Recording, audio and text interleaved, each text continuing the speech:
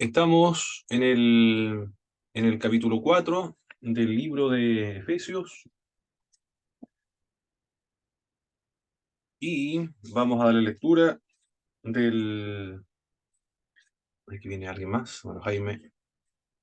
Vamos a darle lectura del verso 1 hasta el verso 15. Por favor, hermano Juan, usted va a leer algunos 5 versículos bíblicos, después continúo yo. Después viene el hermano Jaime, le vamos a asignar el texto.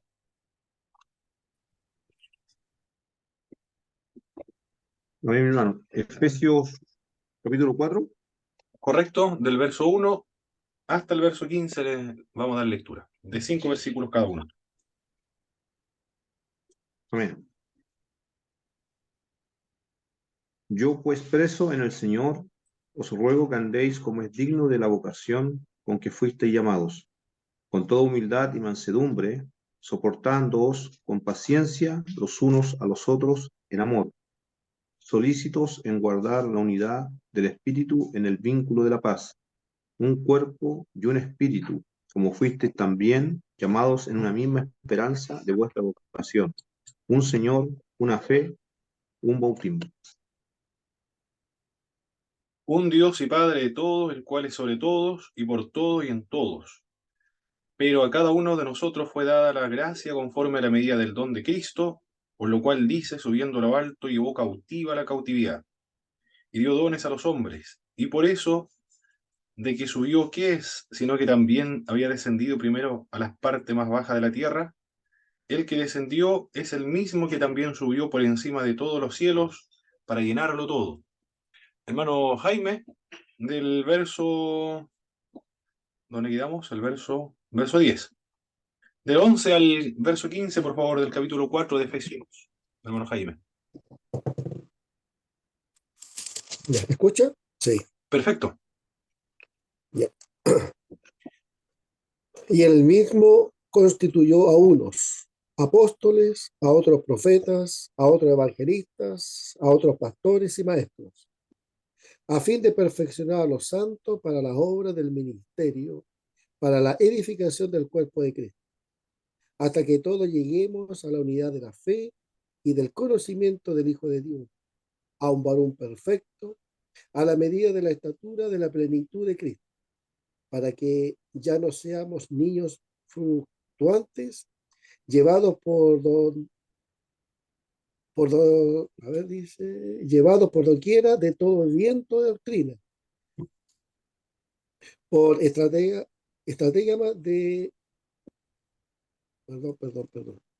de hombres que para engañar emplean con astucia las artimañas del error, sino que siguiendo la verdad en amor, crezcamos en todo en aquel que es la cabeza, esto es Cristo. De que en todo el cuerpo, bien concertado y unido entre sí todas las coyunturas, que se ayudan mutuamente, según la actividad propia de cada miembro, recibe su crecimiento para ir edificándose en amor.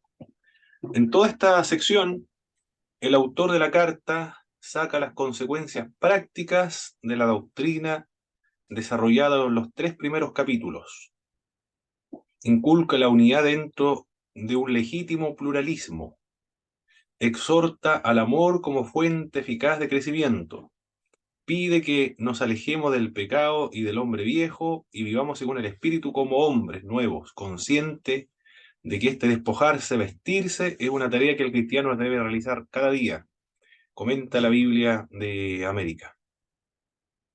En esta parte, el apóstol Pablo comienza la sección haciendo un ruego a la iglesia de los destinatarios originalmente, los efesios acá.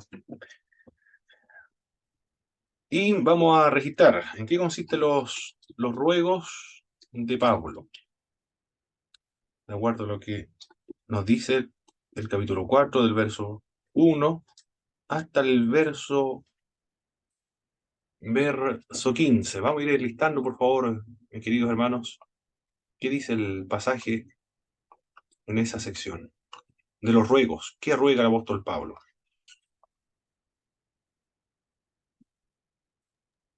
Que anden como es digno de su vocación. Perfecto.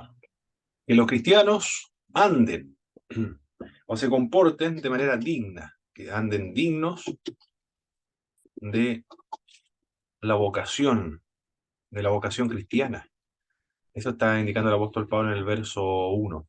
Y después él le lista en qué consiste esa vocación cristiana, porque es muy, muy amplio esa idea, vocación cristiana muy ambiguo, vocación cristiana.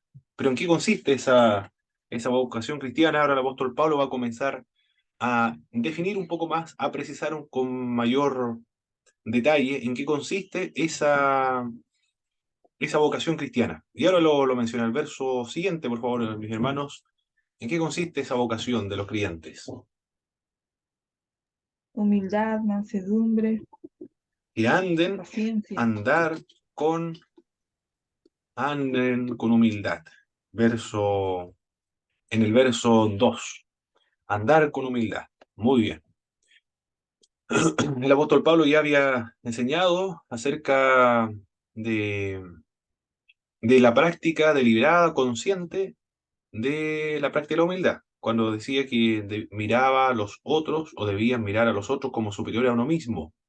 Y también en esta misma carta a los Efesios, él practica lo que había enseñado en el libro de Filipenses cuando dice que él se considera el más pequeño de todos los santos, de todos los creyentes. ¿Cómo se puede definir humildad, mis hermanos? O mostrar algunos ejemplos de humildad, por favor. Hermano Jaime, hermano Antonio, hermana Danay, para entender esta idea de humildad. O un ejemplo, bueno, Cristo, el ejemplo de humildad, pero ¿en qué aspecto se nota o se expresa esa humildad?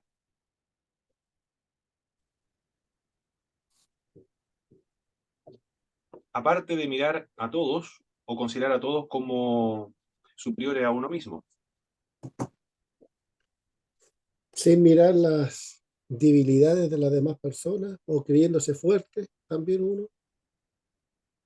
Muy bien, ahí se puede expresar muy bien, no enfatizar las debilidades de los otros, puesto que también nosotros somos débiles y vulnerables.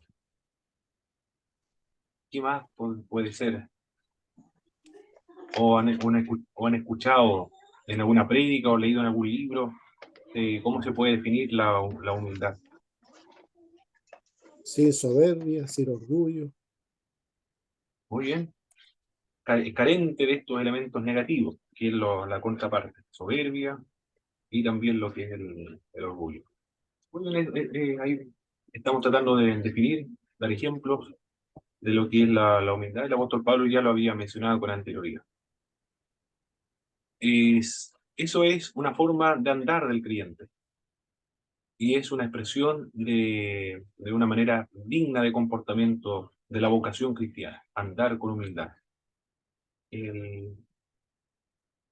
O también otros indican de estar consciente de quién es la persona, cuáles son sus cualidades, sus debilidades, sus fortalezas, no creerse más de lo que se es. Entre tantas otras definiciones que se han dado acerca de la humildad. ¿Qué más dice el apóstol Pablo con respecto a la vocación de los cristianos, cómo deben andar? Aparte de humildad, dice andar también con mansedumbre. Eso en el verso 2. Andar con mansedumbre. Ese es lo otro. ¿Qué más? Aparte de de mansedumbre.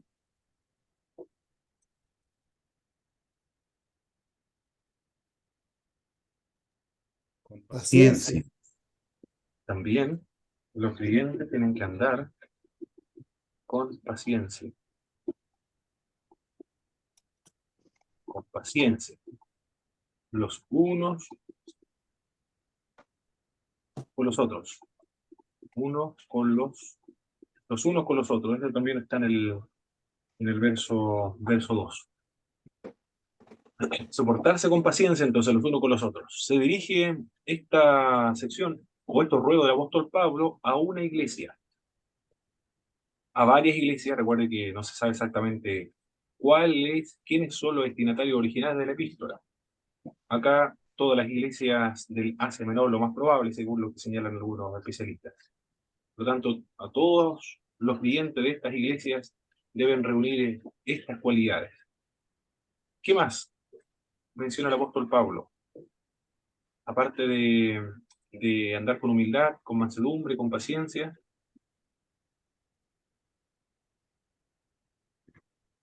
En amor, Antes de eso, un poquito antes, soportándose. o después, ¿ves? Después tienes el verso 3. En el verso 3. Solícitos en guardar la unidad La del unidad. espíritu en el vínculo de la paz. En la Reina Valera no se logra detectar muy bien qué es lo que quiere decir, ¿eh? En las otras versiones de la escritura se logra determinar o dilucidar un poco mejor. ¿Qué quiere decir eso?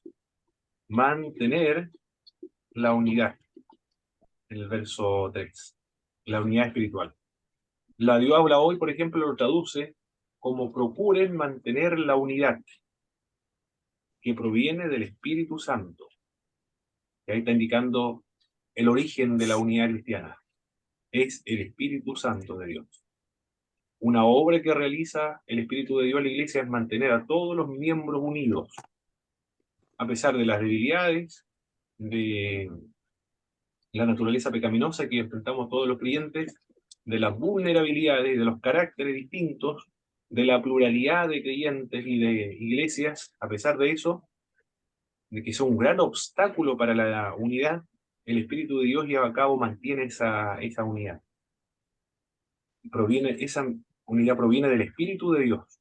Mientras más unida esté la iglesia, más evidencia la acción y la presencia del Espíritu de Dios, porque el Espíritu mantiene unidos a los creyentes. Si hay división dentro de la congregación, es evidencia de que no están dejando actuar el Espíritu de Dios para que los vincule los unos a los otros. Una iglesia más consecuente con la obra del Espíritu de Dios, en tanto más se mantiene y se manifiesta esa unidad. Esa unidad también, dice la versión Dios habla hoy, por medio de la paz. Procuren mantener la unidad que proviene del Espíritu Santo por medio de la paz. No se puede mantener esa unidad espiritual si no es por medio de estar reconciliados los unos con los otros y estar en paz los unos con los otros, actuando con humildad, actuando con mansedumbre, actuando con paciencia, soportándose los unos a los otros. Y esa es la vocación cristiana, la dignidad de la vocación cristiana para mantener la unidad de la iglesia. Mis estimados hermanos, me pueden dar por favor algunos ejemplos de obstáculos que impiden esa unidad cristiana? O actitud de los creyentes que interrumpe la unidad cristiana. El Cagüín. ¿Podría ser las murmuraciones? El Cagüín, muy bien, el Cagüín. El Cagüín, hablar de otros, claro que sí. Porque si un creyente se da cuenta, escucha de que alguien estaba hablando de uno, se produce ¿cuál es el sentimiento que se produce, mis hermanos, cuando se da cuenta alguien de que estuvo hablando mal de uno?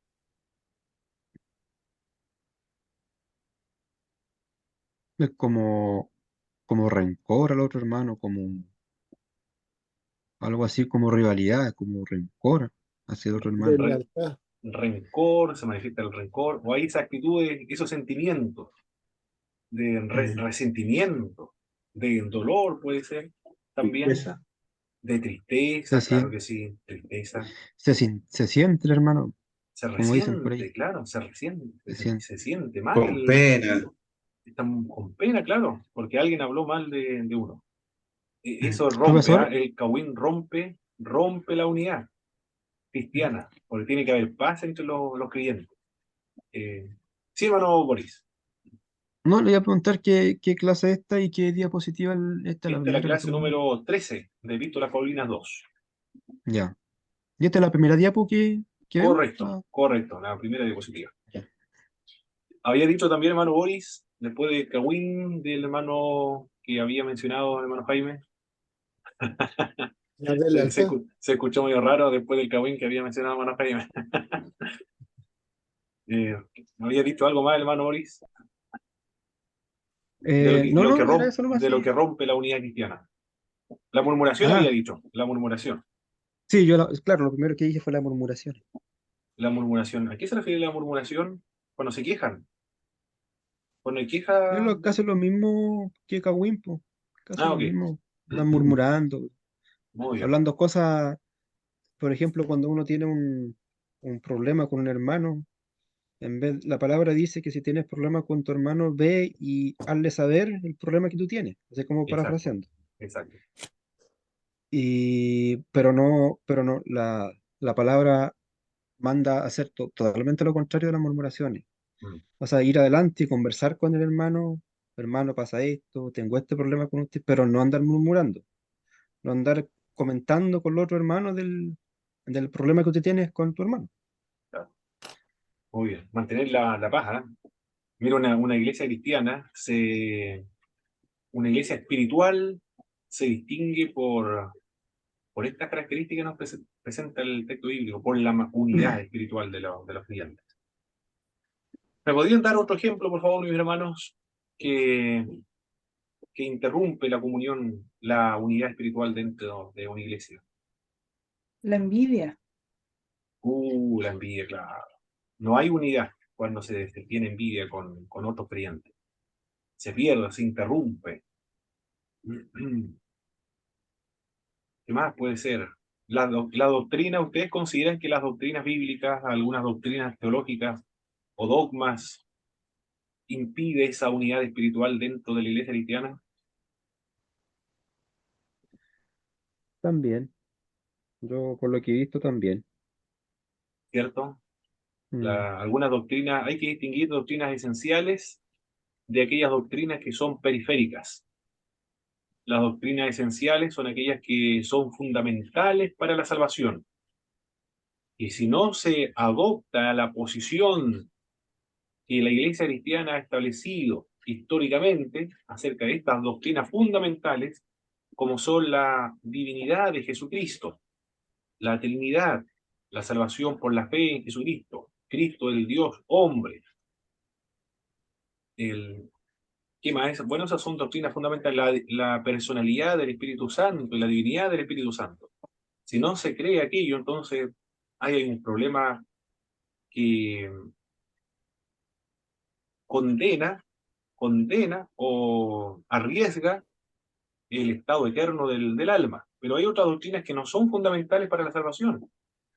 No determina el estado eterno del alma por lo que uno cree con respecto a algunas doctrinas que no son fundamentales, como por ejemplo los temas escatológicos. Ay, no debería ser una ocasión para la división de las iglesias cuando son temas escatológicos. Amilenialista, Por ejemplo, postmilenialista, premilenialista. los dones espirituales. Claro, los dones espirituales también. No debería ser un factor de división dentro de una iglesia cristiana. ¿Qué más podría ser? Si la regeneración es antes o después. Bueno, hay Mm, un tema soteriológico, pero no importa si antes o después. Bueno, tener una idea o nociones generales, pero no se puede condenar de hereje a otro creyente o impedir o sin interrumpir la unidad espiritual por causa de estas doctrinas que son periféricas. Bien, eso es lo que nos dice esta sección, lo que nos dice Pablo, el apóstol Pablo. Ah, también, ¿qué más? En el verso 14, también él presenta otra manifestación de la dignidad cristiana o de la vocación cristiana a la cual fue llamado. Aparte de andar con humildad, con mansedumbre, con paciencia, comportándose o soportar con paciencia los unos con a los otros y mantener la unidad espiritual. Por él, la unidad espiritual lo lleva a cabo el Espíritu de Dios. Y en el verso 14, el apóstol Pablo dice, que un cristiano debe actuar conforme a la dignidad de la vocación cristiana. Señala el verso 14.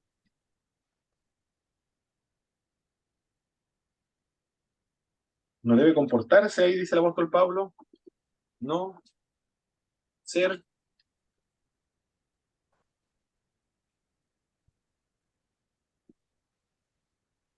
estamos en el capítulo 4, verso 14. ¿Qué dice Niños Pablo? fluctuantes. No ser niños, eso es lo que está diciendo en el verso 14. No ser niños fluctuantes, llevados por doquier de todo viento de doctrina, por estratagema de hombres que para engañar emplean con astucia las artimañas del error. Ya. No ser niños, entonces. ¿Qué le está pidiendo el apóstol Pablo acá? Que sean maduros espiritualmente, entonces. No ser niños, no ser inmaduros. ¿Cómo se manifiesta esa infantilidad de los creyentes?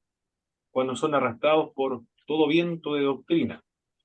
Pero estas doctrinas no son doctrinas bíblicas o doctrinas que son propias del cristianismo, sino que son doctrinas contrarias al cristianismo, por supuesto que sí, porque ahí ya está diciendo el apóstol Pablo que son estratagemas de hombres que para engañar emplean con astucia las artimañas del error. Son doctrinas erradas, son engañosas, no son propias de la Biblia.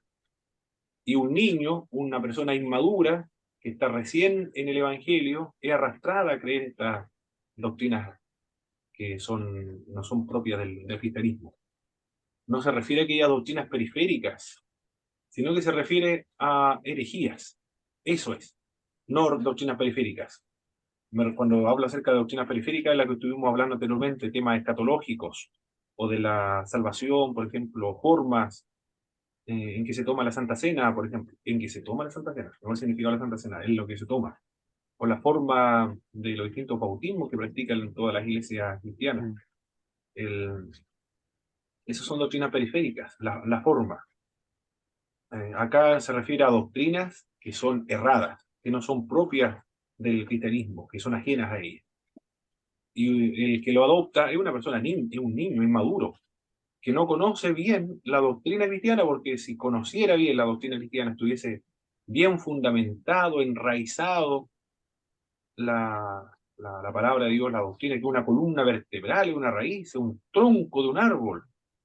El que tiene una sólida doctrina bíblica no se va a comportar como un niño que ande o que es arrastrado porque está cimentado, fundamentado bien en la doctrina cristiana, conoce bien la doctrina cristiana.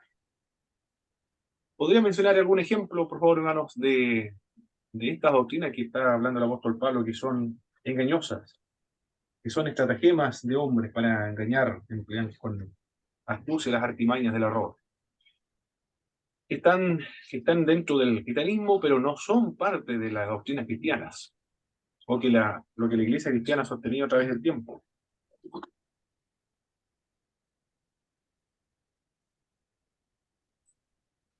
¿Qué doctrinas podrían ser esas? O que se puede aplicar actualmente como doctrinas erradas, engañosas, con propiedad, o siendo consecuente con lo que el apóstol Pablo está pensando en el siglo I. Doc- pero usted está hablando dentro de las doctrinas que hay en el protestantismo o también en el Exactamente, así catolicismo. es. Ah, ya. O en cualquier parte en el catolicismo romano, en el cristianismo en general. Bueno, el catolicismo romano está lleno. Claro, claro. Los medios de gracia, por ejemplo, considerar los sacramentos Claro. como medio de gracia. Mm. Donde le dan al atributos salvíficos a los sacramentos, Eso, sí. la Atributos doctrina del salvíficos, es verdad. purgatorio, mm, la doctrina del Claro. purgatorio, la exacerbada o exagerada el culto a María, Tiene un nombre más específico, la hiperdulia. hiperdulia, Claro que eso, cuando hablamos ya hiperdulia. en términos teológicos, ya ellos se defienden, eso no es adoración. Eso es veneración. Y el culto, es un culto, sí es verdad, es un culto. Sí, ahí empleamos bien el término cuando decimos culto. pero no es cultolatría, sino que es culto de hiperdulia. Para nosotros es lo mismo, no hay ninguna diferencia entre los dos. Claro. Dentro del protestantismo ahora, Hermano Pablo, buenas sí, hermano tardes. Jorge, buenas Bendiciones a los tardes. hermanos también. Pido mis disculpas correspondientes por el retraso. No, la verdad es que no me di cuenta a la hora, estaba tomando oncecita y me di cuenta que era las 7:15. No Pero se ya preocupe, estamos hermano. aquí. Oiga, estaba metiéndome un poquito en lo que se está estudiando hoy día y dentro de la falsa enseñanza o falsa doctrina se me viene a la mente algo que está fuerte hoy día, que el tema de la prosperidad. ¿Ya? Esta falsa doctrina de la prosperidad, que todos tenemos que ser prósperos, el tema del éxito, y también el tema de los apóstoles, de los profetas, la famosa cobertura, el padre espiritual también, que obviamente lo tergiversan de una manera que los apóstoles ya están formando cobertura. Es decir, hay iglesias que se están añadiendo a ciertos apóstoles para que ese apóstol le dé una cobertura, una protección espiritual, no sé. La verdad es que no sé, no encuentro ningún fundamento bíblico respecto a eso, a una paternidad, una cobertura espiritual. Así que eso también le está pegando muy fuerte. Hace rato ya llegó a Chile y Sí. el tema de la prosperidad también. Muy bien, esos son algunos ejemplos, ¿ah? Algunos ejemplos de doctrinas que no son propias de la Biblia, porque la Iglesia cristiana históricamente nunca señaló que el ser próspero económicamente o ser multimillonario es una forma de expresar su fe a Dios. A menos que algunos, sin embargo, en la época de Juan Calvino, señala que el calvinismo fue el, el que gesta el capitalismo. Es lo que dice Max Weber. Otros dicen que no necesariamente, el que coincidió que estuviese presente el calvinismo con una nueva forma de economía, pero bueno, Max Weber lo atribuye al calvinismo. ¿En qué sentido dice Max Weber el calvinismo? Porque el calvinismo estableció que un grupo de personas son predestinadas para la salvación y otros para la condenación. ¿Cómo yo sé que soy escogido o predestinado para la salvación? ¿Cómo yo lo sé? No hay forma de saberlo eso. Por lo tanto, esa duda, esa incertidumbre me provoca una angustia. No puedo vivir así con esta angustia. Yo tengo que sacudirme y vivir tranquilo, no con esa incertidumbre de saberme si soy o no escogido. Por lo tanto, se estableció que aquellas personas que le va bien en sus negocios, en sus empresas, es evidencia de que esa persona ha sido escogida por Dios para la salvación. Entonces, cuando se estableció la doctrina, la evidencia de ser predestinados, todos los europeos que estaban bajo la influencia de Juan Calvino y del calvinismo comenzaron a trabajar de manera que procuraron que les fueran muy bien en sus empresas, porque nadie quería tener esa angustia de verse fracasado en las empresas, y no solamente que le vaya bien le vaya mal en su trabajo, sino que también en su espiritualidad, porque se sabían que Dios no lo había escogido para la salvación. Eso, así lo explica Max Weber, el origen del capitalismo. Por lo menos viene de esa época, es una reminiscencia o se puede decir, una revitalización de lo que el calvinismo señaló en aquella época, en el siglo XVI. Muy bien, los que siguen esta doctrina de un lugar, después se van a otro, o creyentes que van a una iglesia y después van a otra, son evidencia de ser niños espiritualmente. Eso es. O enojarse, o desconfiar, o sentir ira, o molestia, o incomodidad por la opinión de otro hermano que no tiene la misma opinión de él. Ya es muy difícil que todos tengamos dentro del mundo protestante, cristiano, evangélico, que todos pensemos exactamente igual, imposible eso. Por lo tanto, debemos acostumbrarnos, mis hermanos, a conversar con los hermanos solamente las doctrinas fundamentales de la Biblia, pero en esos aspectos de las doctrinas que no son fundamentales para la salvación, no debe haber molestia, porque quebranta, todo lo que quebrante la unidad espiritual dentro de la iglesia, no es ser consecuente con el trabajo, la obra del Espíritu de Dios para mantener la unidad del cuerpo de Cristo. La doctrina nunca debe separarnos, jamás. Y nada debe separarnos tampoco, no solamente en la doctrina. Nada debe separar. Para no contristar al Espíritu Santo, más adelante dice el apóstol Pablo, porque el Espíritu de Dios quiere mantener el cuerpo bien unido. ¿Qué más? En el verso 15, ¿qué más dice el apóstol Pablo respecto a esta vocación de la cual debe andar el creyente? ¿Cómo debe andar el creyente? Aparte, con humildad, con mansedumbre, con paciencia, mantener la unidad que lo produce el Espíritu Santo por medio de la paz, no ser niños, es decir, ser maduros espiritualmente, no molestarse, no enojarse, no guardar rencor por temas que no son trascendentales. Además, nunca no puede ocurrir eso en los creyentes, entre el cuerpo de Cristo. Y ahora, el apóstol Pablo menciona un aspecto más de la vocación cristiana.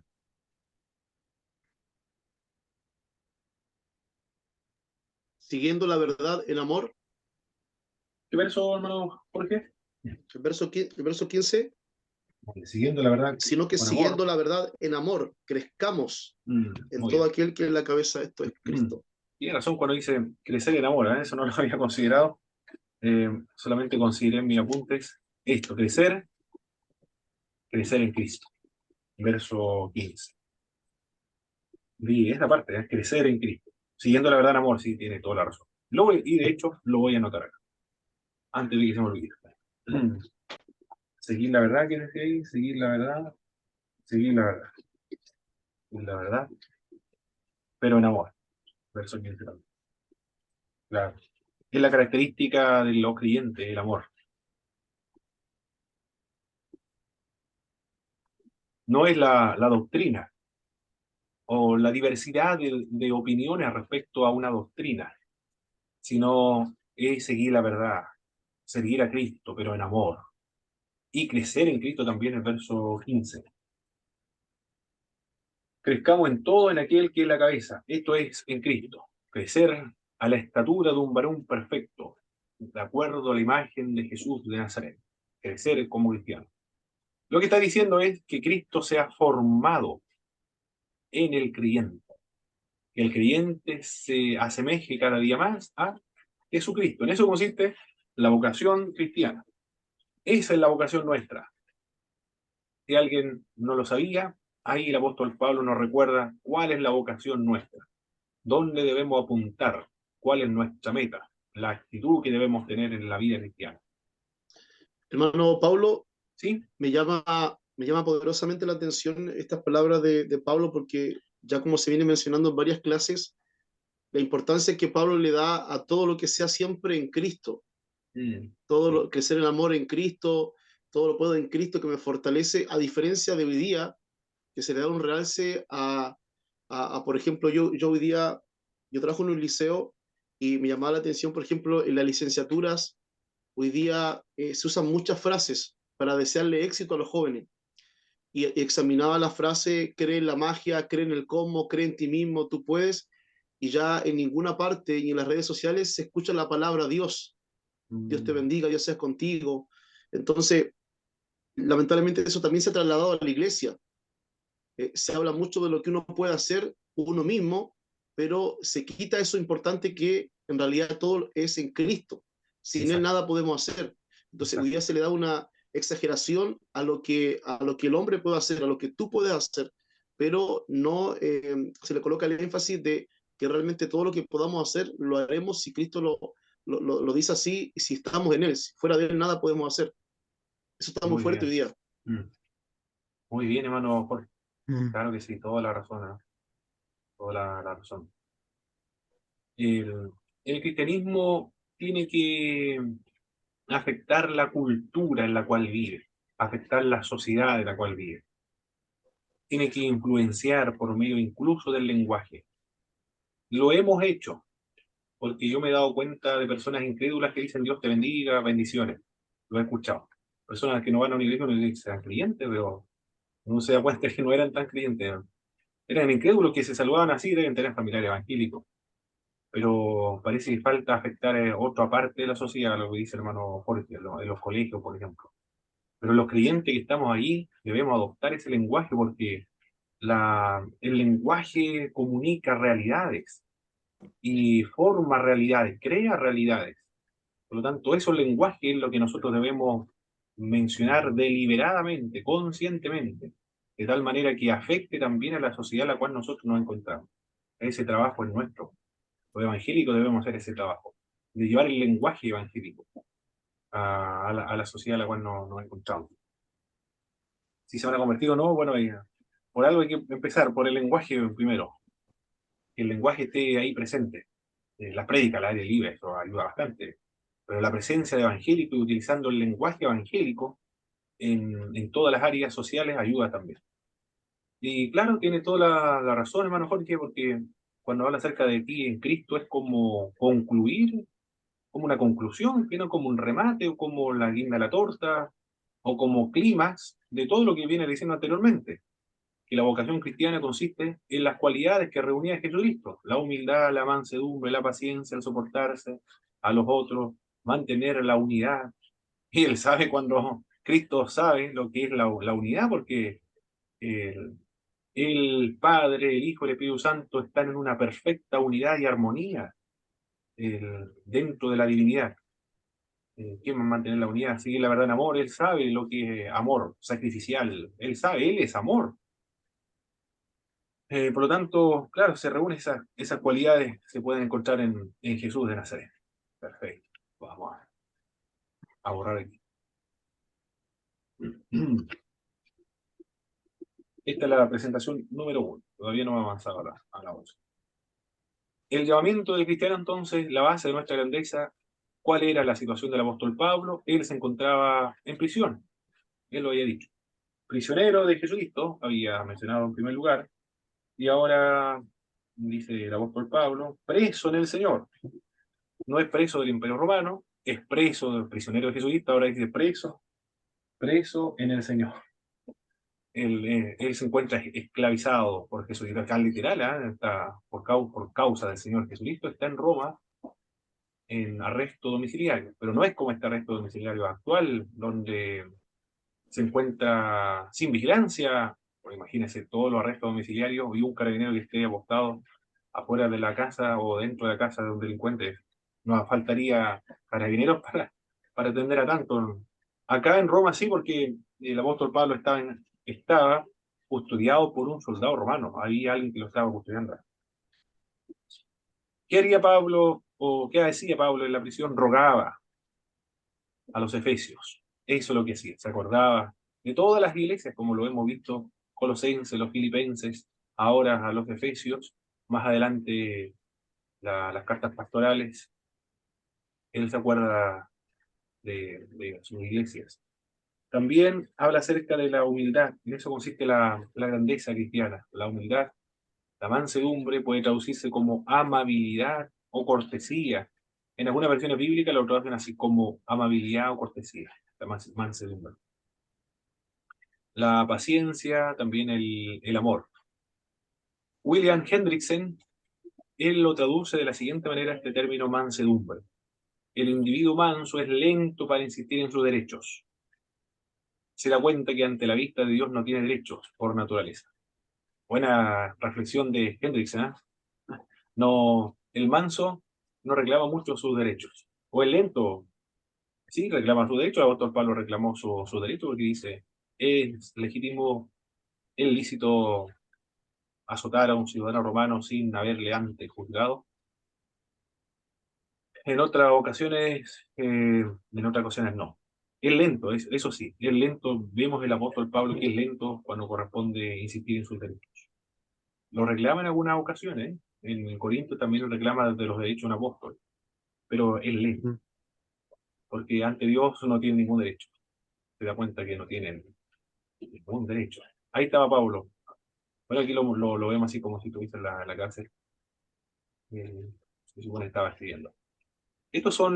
Tiene un nombre estos dibujos, me gustan mucho, grabados se le llama.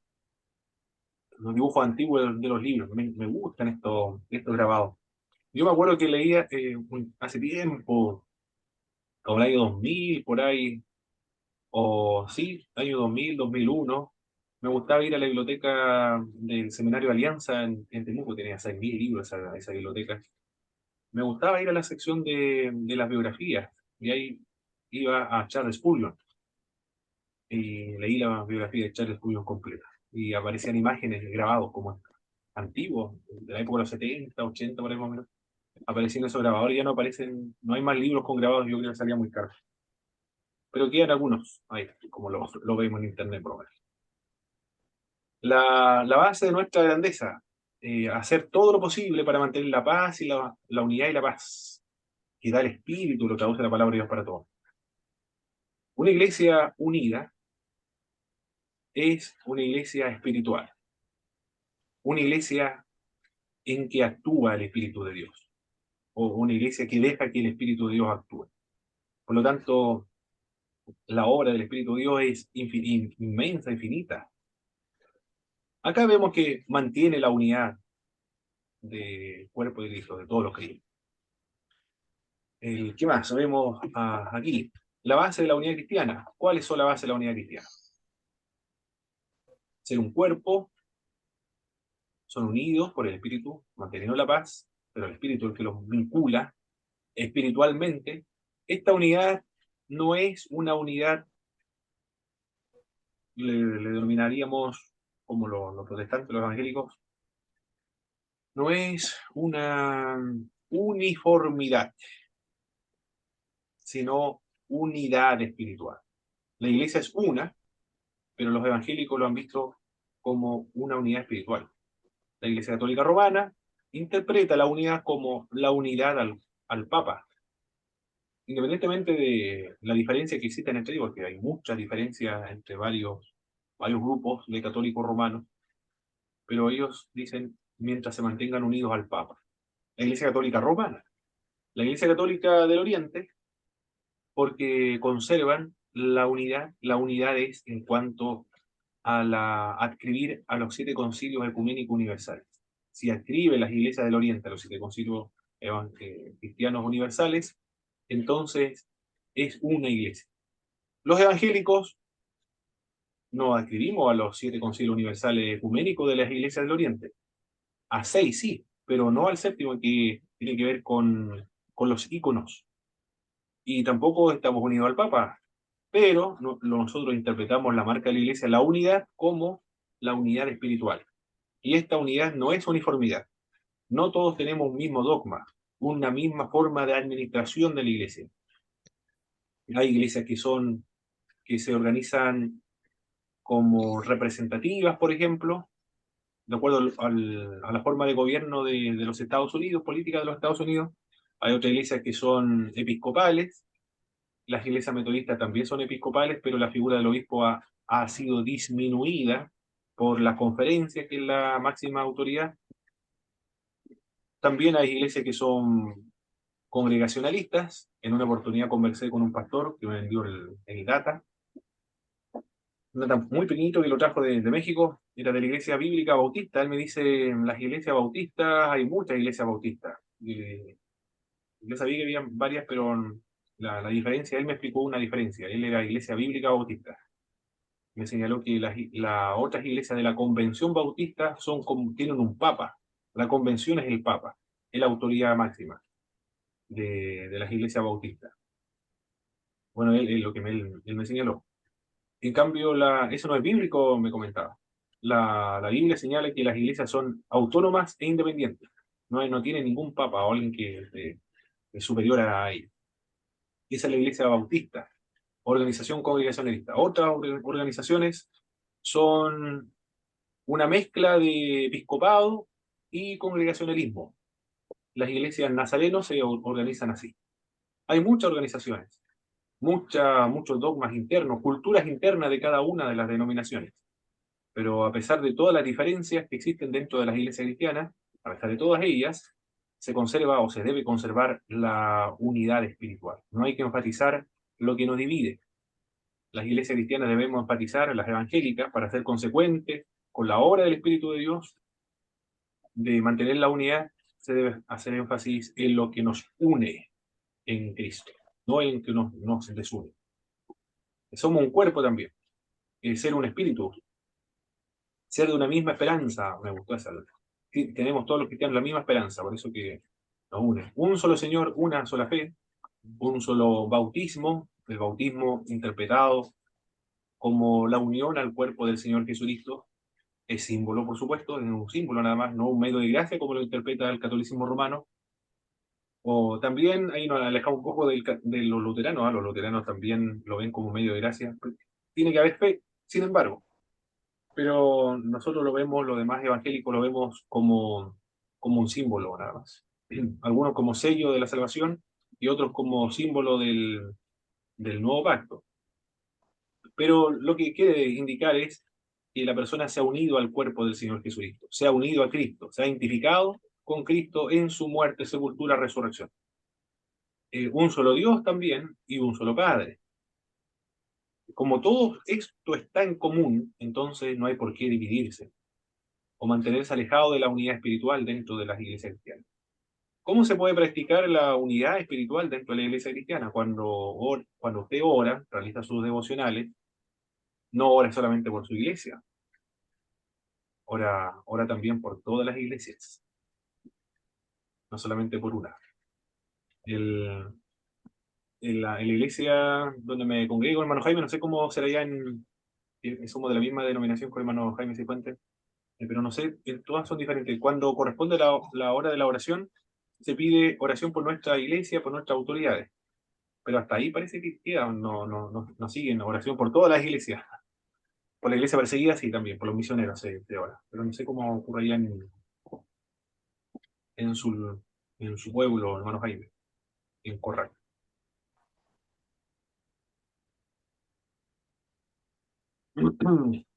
Parece no me escucha, hermano. Hermana Danay o hermano Antonio, en su iglesia, en el culto, se ora por las iglesias, ¿verdad? O solamente por la denominación, por la misión. Cuando corresponde una sección de la oración durante la liturgia o el culto. Sí, se ora por la iglesia y también por la denominación también. Bueno. Por toda la iglesia, muy bien. Sí, bueno.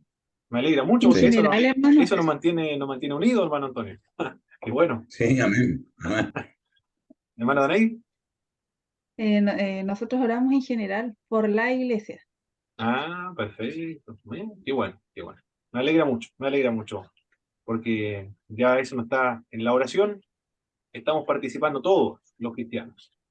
Porque cuando uno ora, uno puede orar en privado, acá solo, pero en realidad nunca estamos solos porque está el Padre, el Hijo, el Espíritu Santo, y, y también estamos con la iglesia cristiana orando, porque sabemos que cuando uno ora, en cualquier parte, porque algunos están en el trabajo, me acuerdo un hermano, un amigo, me decía que quería él distraerse, recrearse, salir a la plaza, tomar aire, y estaba la catedral católica abierta, entonces él pasaba y ahí se sentaba y conversaba con Dios porque necesitaba conversar con Dios, necesitaba orar, decía. Y ahí se ponía a orar a cualquier hora cuando tenía colación. Uno sabe que en otra parte del mundo, a la misma hora, hay otro creyente que también está orando, por lo tanto nunca está solo el creyente orando, siempre está acompañado de otro creyente. Y por eso se ora por todas las iglesias. Ya es una forma de mantener la unidad espiritual dentro de la iglesia. Hermano Pablo, Sí, hermano Jorge. con el tema de la base de la unidad cristiana, si bien entiendo estos conceptos, ¿cierto? Que usted coloca ahí, ser un cuerpo y que lo habla la palabra, Sí, ser un cuerpo, un espíritu, es el fundamento, es la base en la cual todos deberíamos hablar el mismo idioma, si bien entiendo.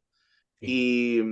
Y en la parte del bautismo, eh, eso quiere decir que seamos bautizados, pero no la forma de ser bautizados, porque usted sabe que también es un gran tema de debate hoy en día que, bueno, para mí no es tema, pero sí para mucha gente es algo bien fuerte y algunos llegan a discutir fuertemente el tema e incluso llegar a decir que las personas que no somos sumergidos, por así decirlo, realmente no tenemos ningún bautismo, no tiene validez, porque yo vengo de una iglesia que es rociado.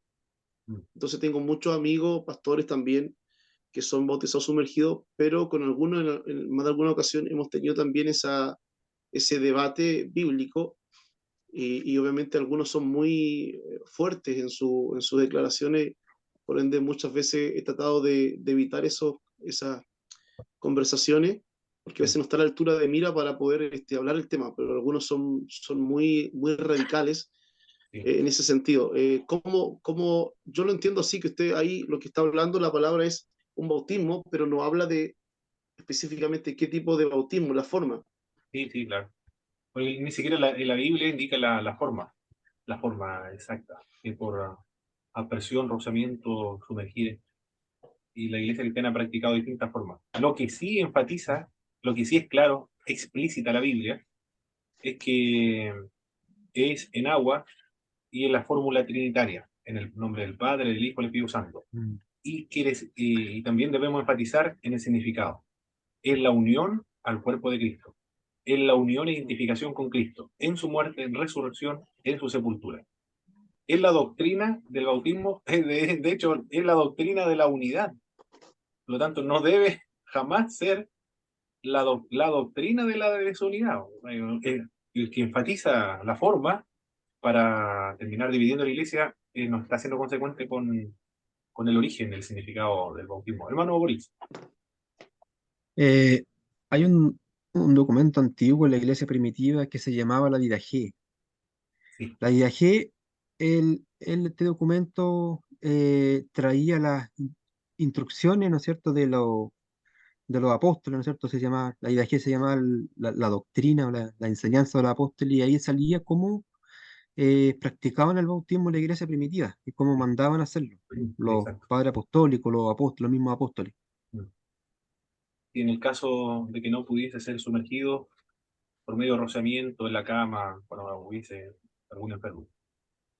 Es verdad que lo que bautizan, por ejemplo, por rociamiento, por aspersión, no niegan que la iglesia antigua practicó el sumergir. Y no indica que eso está raro tampoco. Simplemente señalan que no está errado el rociamiento o la aspersión. Pero en la iglesia ortodoxa, ellos bautizan hasta el día de hoy, la iglesia ortodoxa del Oriente, bautiza por inmersión hasta el día de hoy. Eh, un dato histórico importante porque ellos son súper antiguos. Pero está ese documento también antiguo de la DH de los apóstoles, en caso excepcional, bautizar de otra forma.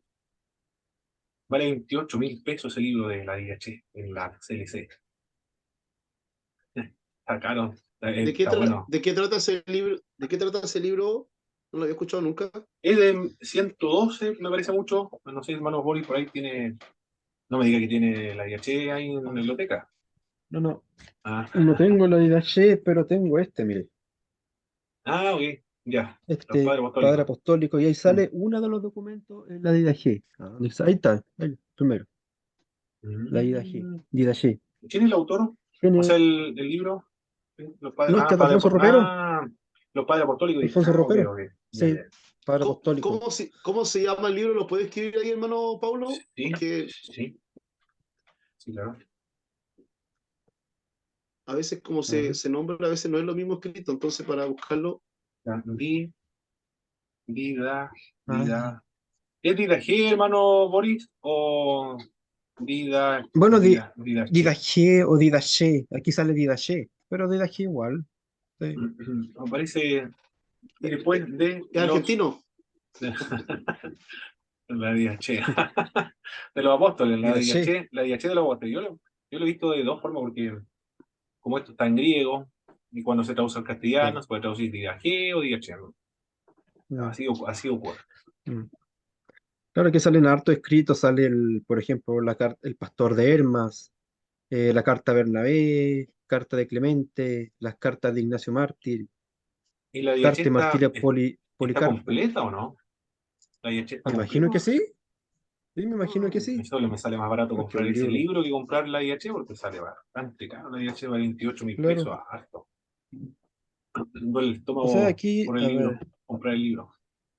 sí, porque aquí sale, aquí está son la Didache o enseñanza sobre el apóstol, son 16 capítulos. Sale los dos Está completo caminos, entonces. Está completo entonces, sí, hermano Boy. Aquí sale la Santa Cena, el ayuno, la oración, el bautismo, la Linda, sustentación de los profetas, la linda celebración del enseñanza. Día del Señor. ¿Qué les parece? Sí, O sea, este es un libro autorizado que viene de los apóstoles, que viene No, de eso. no es de los apóstoles directamente, sino que se dice DH de los apóstoles porque conserva la tradición y enseñanza de los apóstoles. Eso es lo que quiere decir. Pero no es Ya, que los apóstoles lo tra- escribieron, sino que tradición y enseñanza de los apóstoles. Ya. exactamente, esa es la idea. Porque se escribió en el año 112, si no estoy mal en la fecha, 112 después de Cristo. Es posterior a los apóstoles, pero conserva lo que la iglesia, se supone la enseñanza de los apóstoles, pero no es un documento así o inspirado por el Espíritu Santo, por supuesto que no, es un documento antiguo de mucho valor, muy valioso porque nos indica las prácticas de la iglesia del siglo primero, estamos hablando de 112 o 114 por ahí. Ahí en Google, si alguien lo encuentra, la época en que se escribió la Didache de los Apóstoles, pero está muy cercano al original, es una obra muy importante. Ahí indica cómo se practicaba el bautismo, la Santa Cena, la oración, el ayuno, la organización de la iglesia, los problemas, la herejía, que todo eso menciona datos históricos de lo que ocurrió en esa época. Por eso es importante. es como el manual de la liturgia de la iglesia primitiva, algo así. Ah, muy Yo lo bien. veo así por lo menos, no sé. Había que verlo. Es que no lo he leído tampoco, he leído algunas partes nada Ya. más. Bien, hay un solo Señor entonces. Mire, lo que dice el apóstol Pablo se dirige a los gentiles. Por eso le dice hay un solo Señor. Contra el politeísmo del mundo pagano, al cual el nuevo converso renunciaba. En la iglesia primitiva, cuando se bautizaba, le decían, renuncias al Satanás, renuncias al diablo. Aquí en el libro de Efesios decía que el creyente, en los capítulos 2, el creyente antiguamente seguía a Satanás, era guiado por el príncipe y Dios de este mundo. Eso se preguntaba, ¿renuncia a Satanás? En los bautismos actuales de adultos también se le pregunta lo mismo, ¿renuncias al diablo? ¿Renuncia al mundo? ¿Renuncia a la carne? Y ahí dice, renuncio. Pero ahí es dramática la petición, ¿eh? Renuncias a Satanás. Acá le veían renunciaba a todo el politeísmo, a todo por eso le dice, un solo Señor, porque el creyente debía renunciar a todo politeísmo. Una sola fe, que es el acto de creer, un bautismo en contraste con los múltiples bautismos practicados en las religiones mistéricas, paganas o de prosélitos judíos. Por eso está diciendo un solo bautismo, ¿eh? Hay que explicar el contexto porque aquí se refiere a un solo bautismo. Hay un contexto acá, hay un presupuesto, hay una referencia al cual está aludiendo el apóstol Pablo. A diferencia de las multitudes de bautismos practicadas en las religiones mistéricas, se bautizaba muchas veces, y también entre los prosélitos judíos. De bautismo decisivo, como el practicado por los discípulos de Juan, el Bautista, cerca de Éfeso. Un solo Señor hace referencia al Antiguo Testamento y al credo judío de la unidad de Dios. Oye Israel, Jehová vuestro Dios, uno es. Acá el apóstol Pablo está diciendo a los paganos que se han convertido a Jesucristo, los gentiles, que existe un solo Dios. La misma oración de fe de los judíos y Israel, ¿cómo se llama ese credo judío? La Shema. Oye Israel, Jehová vuestro Dios, uno es. Acá Mm. también el apóstol Pablo dice un solo Dios, lo está extrapolando, aplicando ahora a los gentiles. Pero Pablo lo completa con el agregado de Padre revelado, revelado en Cristo y aplicado a todos los cristianos ahora. Un solo Dios y Padre. Decía en el Antiguo Testamento, hoy en Israel Jehová vuestro Dios uno es. Pero ahora el apóstol Pablo dice, y es Padre en Cristo. Se aplica a todos los cristianos, no solamente a Israel ahora, sino a todos los cristianos. Eso es lo que comenta el nuevo comentario bíblico, muy hermosa esa parte. Hablamos acerca del Espíritu de Dios. ¿Cuál es la obra del Espíritu de Dios? ¿Qué es lo que hace el Espíritu Santo? Mantiene unidos, aparte de mantener unidos a los creyentes, la unidad proviene del Espíritu Santo, dice la Dios hablado y lo traduce en el verso 3. Y en el verso 30 hay otra obra que hace el Espíritu de Dios.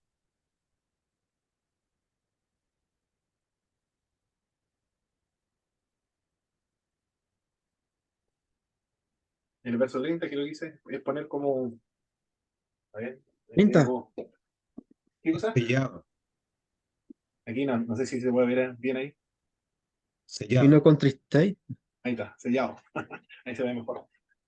Es sellado con el Espíritu Santo. Se sella con el Espíritu Santo. Muy bien. ¿Cuál es la idea? ¿Qué es lo que quiere expresar el sello con el Espíritu Santo? Propiedad de Dios. Propiedad de Dios y seguridad. Está legalizado, legitimado, está seguro y de propiedad de Dios. Perfecto. Como la propiedad privada. Así es propiedad de Dios, claro, propiedad privada. Mm. No lo voy a escuchar un economista porque lo va a barnizar de bíblico ahora, con sistema económico. Bueno, en la Biblia el sistema económico no es ni liberalista ni comunista, es distinto, es teológico, por decirlo de alguna manera más, es teológico. Porque el liberalismo, y es lo que escribe eh, Mario Vargas Llosa, cita a Smith, parece que es un economista, Como dijo, es idealismo. el liberalismo. Ah, Me gusta liberalismo. mucho leer a Mario Vargas Llosa. Ah, Es muy ya. entretenido, pero hay un libro que él escribió habla acerca de la llamada de la tribu. Este es un ensayo de él. Habla acerca de su peregrinar del comunismo al liberalismo. Es un sistema económico. Mm. Y habla acerca de Smith, que es el padre del liberalismo. Él dice que los pueblos, esta es la paradoja, que el egoísmo humano lo lleva a la prosperidad y el egoísmo humano, como quiere ser próspero, le lleva a beneficiar al resto. Eso es la paradoja del liberalismo. Es decir, porque es egoísta, es ambicioso, eso es, la ambición. La ambición del ser humano le lleva a, a acumular, a adquirir, pero en esa dinámica o en ese proceso beneficia también a los otros, porque quiere que le compre, quiere vender, pero para que le compren y le vendan, tiene que vender un buen servicio, el mejor de calidad. Por eso compite con los otros. Ese es el principio del liberalismo, el libre mercado. Pero todos son beneficiados. Eso es lo paradójico. Todos son beneficiados socialmente por la ambición de la persona que está vendiendo. Bueno, por eso no puede ser el bíblico, pero no quiero decir que sea marxista o comunista, sino que la economía nuestra lo vemos bíblica, lo vemos desde de otra perspectiva, más teológica, de una concepción de Dios, Dios el dueño de la tierra. Bien, bueno, nos fuimos para otro lado. Acá estamos del sello, él lo selló. Ah, y también que aprendemos en el verso 30. El Espíritu Santo, ¿qué más es? Él mantiene la unidad, actúa, sella también, y el Espíritu, Se entristece. se Se entristece. entristece. A los testigos de Jehová, algunos señalan que el Espíritu de Dios es una fuerza impersonal, no es una persona. Acá el apóstol Pablo lo enseña como una persona, porque solo una persona siente tristeza, se entristece el Espíritu de Dios, se contrista el Espíritu de Dios. Por eso que el fomentar, el exagerar alguna dogma, alguna doctrina distintiva de una congregación, interrumpe la comunión con el hermano, porque lo considera con sospecha. Alguien me comentaba me decía, yo no puedo comulgar, ¿no? Y decía, no puedo tener comunión, no puedo comulgar con una persona que no cree que Cristo viene antes de la gran tribulación. Es una doctrina periférica, no es fundamental para la salvación. El dogma, un dogma, yo estoy de acuerdo con la doctrina de Cristo viene antes de la gran tribulación, pero no puedo tener enemistad y debo tener comunión con un hermano que no cree lo mismo que yo, porque es una doctrina periférica. El, Eso es lo que contrista al Espíritu de Dios. Increíble, ¿eh? Algo le pareciera que fuera legítimo, que una doctrina, pero cuando se exacerba y se pone énfasis en la doctrina más que en el amor, se termina dividiendo el cuerpo de Cristo y entristeciendo al Espíritu Santo de Dios. Porque recuerde que la verdad se sigue en amor, pero no con esa actitud de no comulgar, no tener comunión con un hermano que piense diferente a, a uno. Se entristece entonces. Bueno, el contexto es eso, ¿ah? De no mantener la unidad, entristece al Espíritu de Dios, pero podemos seguir mencionando más ejemplos de cómo se entristece el Espíritu de Dios. ¿De qué otra forma se entristece el Espíritu de Dios? Algunos ejemplos más, mi hermano, por favor.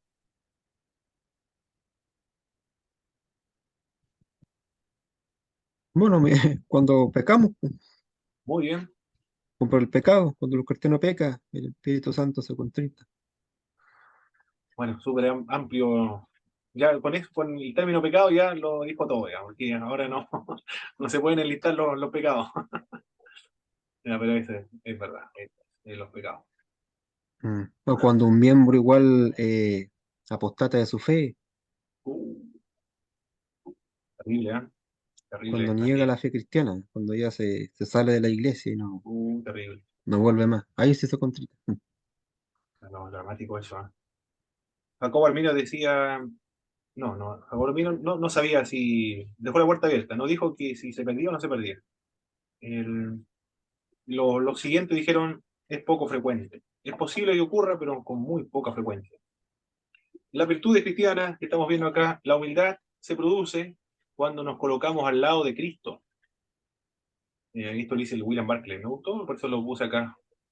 Y cuando consideramos lo que Dios espera de nosotros. Viene del conocimiento propio, la humildad, del sentimiento constante de nuestra propia criaturidad. Buena la forma, el recurso práctico. Del conocimiento propio. Es decir, estos somos nosotros. No somos algo más, estos somos. Claro que hay que estudiarse bien cómo es uno, porque la Biblia nos dice quiénes somos nosotros, nuestra justicia como un trapo de inmundicia. ¿Qué más? Somos pecadores, somos depravados, totalmente depravados, arrepentidos, sí, nueva criatura también, pero tenemos esas dos naturalezas. Somos dependientes de Dios también, y debemos estar unidos a Jesucristo.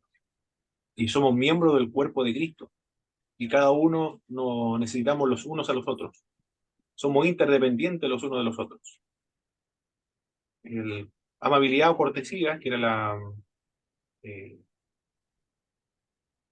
¿cuál era la mansedumbre? Longanimidad, el vocablo longanimidad es macrotimias. Ya lo habíamos hablado anteriormente de este vocablo macrotimias. Es el espíritu que soporta los insultos, las injurias, sin amargura ni queja, que no lo descompone emocionalmente. Increíble, ¿eh? No, una persona que está muy alterada y se desata, se desahoga con alguien, no pierde la armonía emocional. Los que trabajan con clientes saben muy bien lidiar y han desarrollado, yo creo, muy bien la longanimidad, a menos que no tenga tanta experiencia, pero los que tienen experiencia de trabajar con clientes han desarrollado a la fuerza y por la costumbre y por la práctica la longanimidad. Yo recuerdo a un jefe en el casino Dreams, allá en Temuco, que era de la Armada, un combatiente especial, me decía. Yo le pregunté, ¿qué es lo que es un combatiente especial? Era los que peleaban cuerpo a cuerpo, de artes marciales mixtas. Había estado en Kuwait. Y, y él lo echaron porque golpeó a un cliente. Claro que el cliente había golpeado a un guardia de seguridad y él se le fue encima y le pegó. Lo echaron. Le faltaba esta parte de la macrotimia, la longanimidad. Para paciencia con las demás personas, describe las macrotimias al espíritu que nunca cede y que soporta hasta el final. A eso se refiere la longanimidad. Amor, 4 palabras en griego para describir el amor.